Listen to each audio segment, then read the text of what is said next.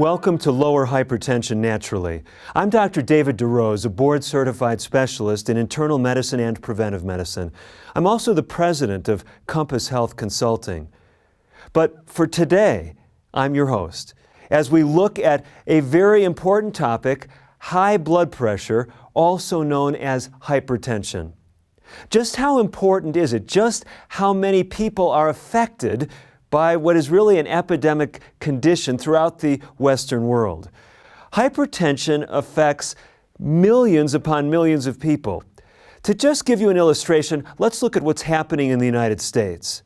If you look at individuals between the age of 35 and 44, you'll find that roughly 16% of them have high blood pressure. But as we get older, that percentage continues to climb. By the time we're in our 60s, roughly 60% of Americans have high blood pressure. In our 70s, roughly 70%. These are huge numbers.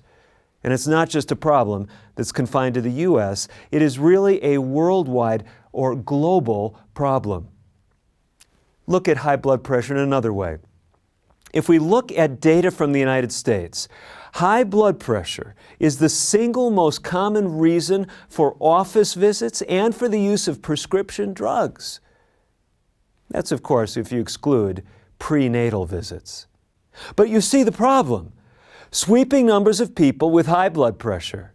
But the question is, since most of these individuals have no symptoms, why should we care? High blood pressure is extremely dangerous. Over time, it takes a toll on the brain. If you've listened to my presentations on brain health, whether it's the Brain Health Revolution, my 2-hour mini-series, whether it's an accompanying presentation in this series on improving cognitive performance, you'll hear me speak about stroke and high blood pressure and how they are accomplices in robbing us of our cognitive performance.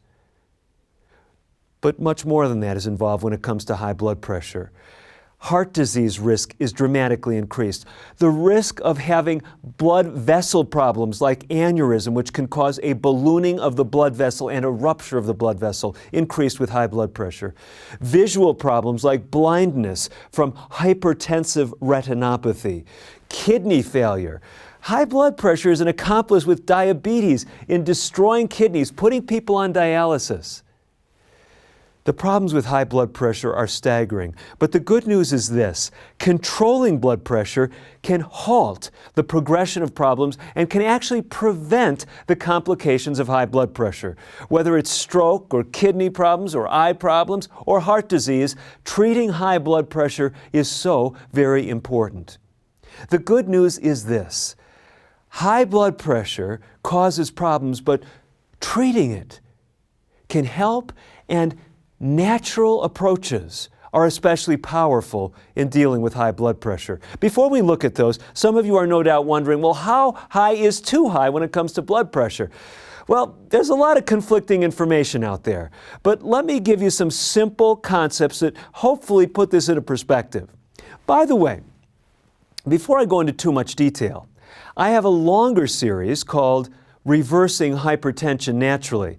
It includes about 5 hours of presentations, and it's designed to be a community presentation, community program to help people in a group setting control their blood pressure. Individuals can use it as well. This is a distillation of some of the high points of that program. So what we're giving you here in this LifeStart seminar is something that can stand alone, can help you have tools to control your blood pressure, but I'm also letting you know, if it seems like we're flying through some of this material too quickly, we do have a series that looks at it in more detail. With that mention, let me just mention the website that gives you a host of these resources at your fingertips. It's simply LifeStartSeminars.com. LifeStartSeminars.com. A number of free resources there. First of all, you can get a transcript or a program guide for this program. You can get information about my longer hypertension series, as well as other resources that can help you. And then we also have a free ebook that's available at LifeStartSeminars.com. I'll tell you a little bit more about that when we talk about the natural treatment of high blood pressure. But let's dive back into our presentation now. Remember, we're saying high blood pressure can cause serious problems. Treating it can prevent them, and natural treatment is especially powerful. And I wanted to give you an idea now of how high is too high. When should you be concerned? Here's the interesting thing. If you look at scientific data, the evidence suggests that if you are using natural lifestyle strategies, the lower the blood pressure, the better in a healthy individual. And what I mean is simply this. You look at the data, and getting your pressure down to 110 systolic or 70 diastolic clearly is better than 120 over 80, even though everyone considers all of those numbers normal. Now here's where the plot thickens. Once you add drugs into the equation, you don't want to get your blood pressure much lower than in the 130s systolic. You get the blood pressure lower than that with medication, and the side effects of the medication are worse than the additional benefits of getting your blood pressure lower than, say, around that 130, 135 range. Now, if you have a unique situation, kidney failure, and the nephrologist says, I want to get your blood pressure lower than that, I'm not saying don't listen to the specialist. I'm just saying on general grounds, with natural therapies, getting the blood pressure lower is better. And as low as 110 over 70, the research suggests, is beneficial. But when it comes to treating high blood pressure with drugs, many doctors today are not putting people on medications unless their blood pressure is consistently above 140 systolic and or 90 diastolic. Okay, so we've laid the groundwork there for you, and what I'm trying to help you see is something very important, and that is lifestyle is the most powerful approach to dealing with high blood pressure. And if you can get your blood pressure lower with natural means, you will put yourself in the best position for decreasing your risk of things like stroke and heart attack.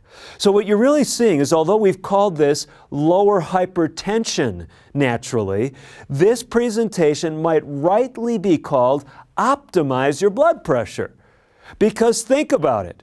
You may not have hypertension, but if you could get your blood pressure lower, you could decrease your risk of problems still further. And I think this is very exciting news. So with that background, we want to launch into an approach for dealing with high blood pressure. If you've seen my series, Reversing Hypertension Naturally, you know that I use a mnemonic, a memory device, and walk people through a number of natural strategies. That is, in my estimation, the most powerful device for controlling high blood pressure.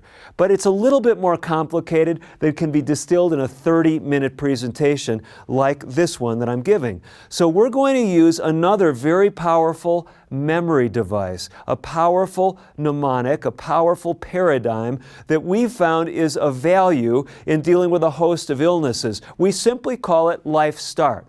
So for this program, I want you to think in terms of LifeStart. What does that mean? The L stands for liquids. The I stands for interpersonal relations. The F stands for foods. The E stands for exercise.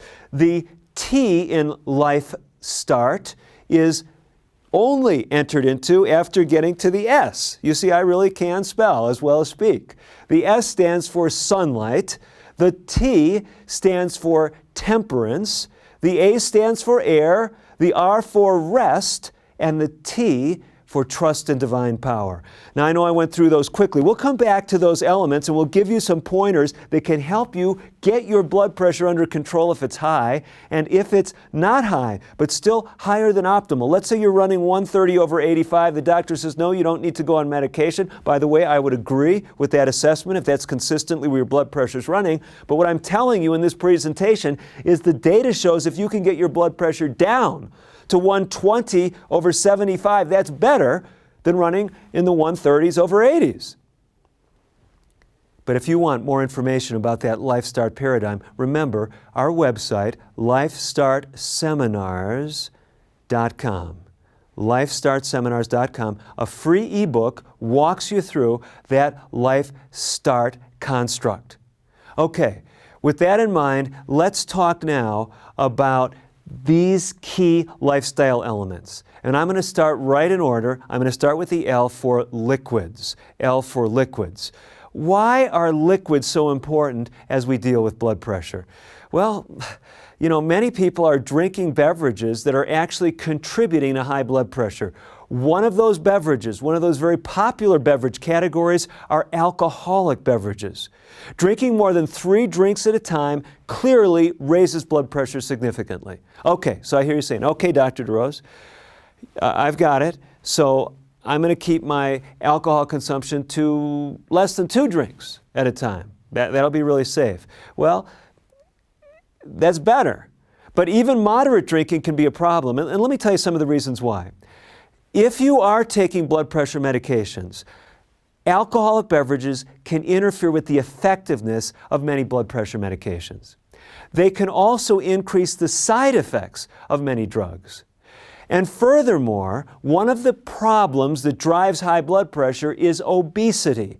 If you're carrying extra weight, alcohol has roughly twice as many calories gram for gram as pure sugar. That's right. Alcohol has 7 calories per gram. Pure white sugar has 4 calories per gram. You do the math. Okay, it's not quite double, but almost, right? 4 versus 7. So alcohol packs a powerful caloric load.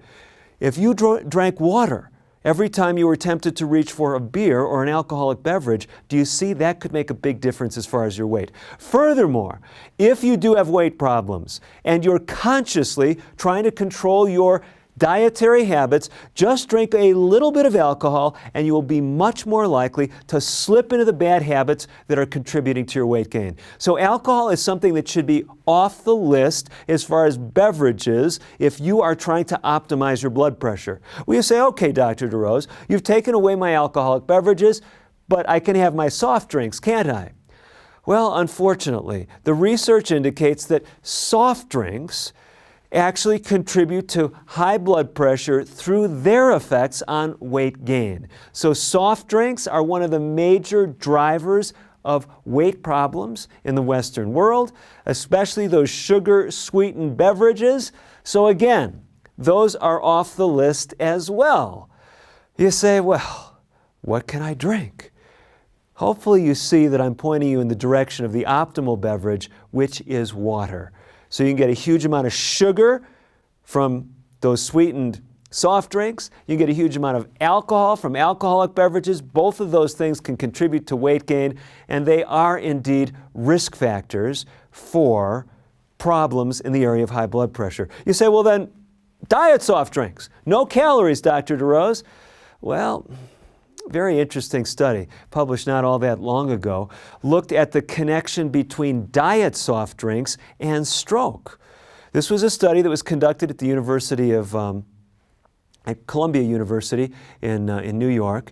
And they found in this study of some 2,500 participants in Manhattan, looking at a multi-ethnic sample, that those individuals who drank more diet soft drinks, using diet soft drinks, in the case of this study, on a daily basis, had a 40% increased risk of having vascular events like heart attack or stroke or death from a vascular episode. So the point is simply this: the answer is not diet soft drinks. It's not caffeine either. Caffeine has been shown to raise blood pressure. A fascinating study in the medical literature some years ago, let me just tell you the title. The title of the study was this: Critical Review of Dietary Caffeine and Blood Pressure, a relationship that should be taken more seriously. This was an expert in the area of health, writing to his peers, physicians, and other health researchers. He was saying what? The relationship between caffeine, dietary caffeine in amounts that people typically consume it, and blood pressure should be taken more seriously, because caffeine does raise blood pressure. It may not sound like huge numbers. In this review, the researcher said about 4 points systolic and 2 points diastolic. That's what caffeine raises a given individual's blood pressure. You say 4 points systolic, that's nothing. Listen, when we talk about LifeStart, we're talking about 9 elements. Those elements combine together. When I talk about reversing hypertension naturally in my longer series, I give you some additional elements. The point is, whether it's 9, whether it's 10, whether it's 12 elements, if you just lower your blood pressure a few points with each one, you can drop your blood pressure significantly. By the way, this is a great point to stop. Just pause for a minute.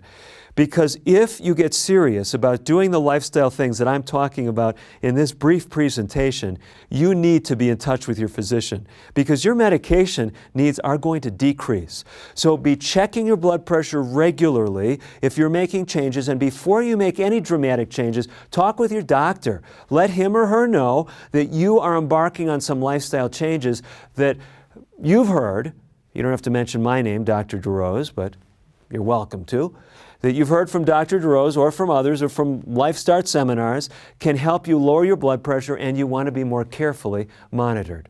So the bottom line is we should be drinking more water. If you want more information about that, on our LifeStart seminars website, a lot of great resources, including a series that I do called Longevity Plus that talks about drinking more water as being one of the things that can lower our risk of a host of diseases. But we've just talked about liquids, and we've got still another 8 elements in LifeStart that I want to tell you about that can help with your blood pressure. The I stands for interpersonal relationships. And what we now know is that social support, social connectedness can actually help us lower our blood pressure. Fascinating study from Switzerland. They looked at 22 individuals with high blood pressure, compared them with 26 subjects who had normal blood pressure, and here's what they found.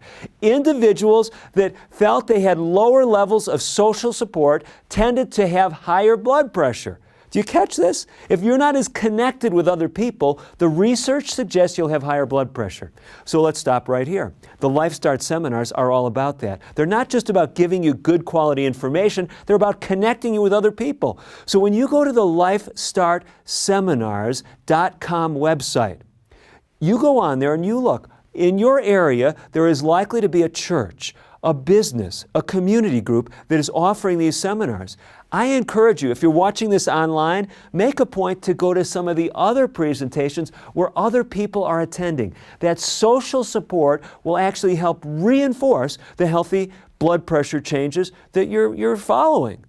On top of that, if you don't have a source of support in your local area, connect with other people through the LifeStart Seminars website. We actually have in many parts of the country and world individuals who can actually serve a coaching function. It doesn't mean they'll come to your house. Some of that may take place over the internet or over the phone, but connect with other people is powerful, just like the Swiss researchers found. And the reason the connection was there, they said, it's likely because of stress hormone levels. You get social support, those stress hormone levels go down, and this helps to lower blood pressure. In fact, a very interesting insight was provided in a very prestigious journal, Nature, in 2012.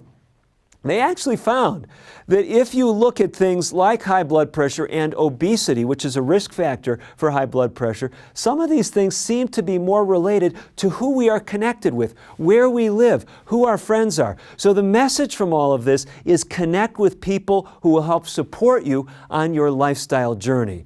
And by the way, this is something that is being written about in the literature as a reason why we should focus on lifestyle coaching. That's right. The medical research literature is saying we need more lifestyle coaches, and this is one of the things that the LifeStart Seminars is focused on. Well, we've talked about liquids, we've talked about interpersonal relationships. Let's move on to nutrition. There's some key nutrition principles that can help you lower your blood pressure for good. One of them is eating more plant foods. Second of all, if you're overweight, get that caloric intake down so you can drop some of that weight. And the third thing is watch your sodium consumption. We don't have a lot of time to speak about these things in detail, but like I've said, I cover these in ample detail in my series, Reversing Hypertension Naturally. But you don't need that series if you can catch the points right here. The first point is simply this: eat more plant products. Here is the $1 million slide. This slide has changed people's lives. It comes from a large data set involving nearly 90,000 people. Look at it with me right here. This is looking at both the risk of diabetes and high blood pressure. Do you see what is being illustrated? What they're showing you is as you move from left to right, okay, going further right, you are seeing individuals who are eating progressively less in the way of animal products. That dark blue bar is representing individuals who are not vegetarians. As you move just a ways over to the right, now you see the semi-vegetarians. They're eating meat, red meat, fish, poultry, less than once a week. They get benefit. They have less likelihood of having high blood pressure and diabetes. As you keep moving on to the pesco-vegetarians, they're using fish as well as many plant products. And finally, at the very end, the farthest most right bars in both of these sets of data are the vegans, total vegetarians. They have the lowest risk of diabetes and high blood pressure. The point is, from data like this, as well as from what we call interventional studies, like that reviewed by Drs. Burko and Barnard, over 80 scientific studies reviewed in nutrition reviews published back in 2005, what they found consistently: eat less animal products, more plant products, and your blood pressure will go down. So make fruits, grains, vegetables your friends, and you will get some tremendous benefits as far as lowering blood pressure, and doing it often very significantly. Well, we need to hasten on to some of those other dietary-related practices. I mentioned to you losing weight. We actually take quite a bit of time in the LifeStart series talking about addictive behaviors, talking about things that can help you lose weight. We have a program on obesity and controlling weight naturally. I really recommend that to you. Again, LifeStartSeminars.com, free resources, free seminars. Take advantage of those, because I think if you're carrying those extra pounds, if you're like many people, you're frustrated, there's help available. We don't have time to go into it in this presentation, but it is available through some of our other programs. Let me just mention a little bit now about one other dietary area, and that is decreasing salt intake. Salt is actually driving high blood pressure to a great extent in America. It's true, not everyone is salt sensitive, but if we could decrease our salt intake just by a half teaspoon a day. Here's the data. The average American is consuming 1.5 teaspoons of salt per day. You say, well, that's not me, Dr. DeRose. I hardly use any salt. Listen, most of the salt we're consuming is not with a salt shaker. It's not in a teaspoon. It's in prepared and processed foods and restaurant foods. That's where we're getting most of our salt. The average one of us, 1.5 teaspoons a day. If we could just cut that back by half a teaspoon, here's what research from the New England Journal of Medicine said in 2010. They said if we could do that, we would decrease our risk of strokes and heart attacks, saving tens of thousands of lives each year, saving billions of dollars of health costs. Salt seems like it's very inexpensive, but it is one of the most costly items in the American diet as far as the toll it is taking on our health. Lose weight if you're overweight. Eat more plant foods, cut down on the salt, and you are getting some of the best of what foods can offer for your blood pressure. We need to move on now to speak about exercise. Exercise has powerful blood pressure lowering effects. It's the fourth of those elements in LifeStart. If you lose weight, that will lower your blood pressure. But exercise alone will help drop your blood pressure on average 4 to 6 points systolic and 3 points diastolic. But for some people, exercise alone can drop their blood pressure 15 points.